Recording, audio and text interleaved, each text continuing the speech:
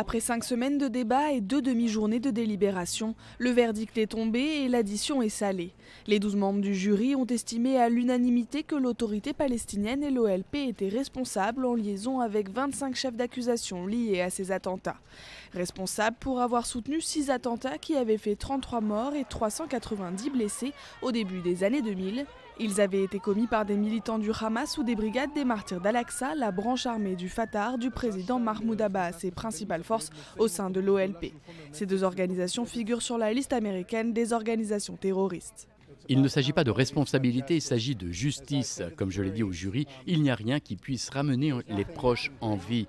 L'argent peut se substituer à d'autres choses parce que c'est la seule puissance que ce jury avait.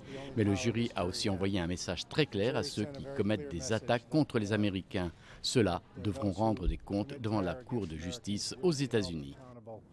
Maintenant, l'autorité palestinienne sait qu'il y a un prix à payer pour les attentats suicides dans nos centres commerciaux, dans nos cafés et pour faire sauter nos bus. Et nous allons nous assurer que l'autorité palestinienne paye chaque dollar. Israël a évoqué une victoire morale pour l'État d'Israël et pour les victimes du terrorisme par la voix de son ministre des Affaires étrangères, Avigdor Lieberman. Dénonçant des charges sans fondement, l'autorité palestinienne a annoncé son intention de faire appel. Très concrètement, une question demeure, est-ce que l'autorité palestinienne payera? Le gouvernement palestinien fait déjà face à de sérieux problèmes financiers, une part de ses revenus ayant été gelée par Israël.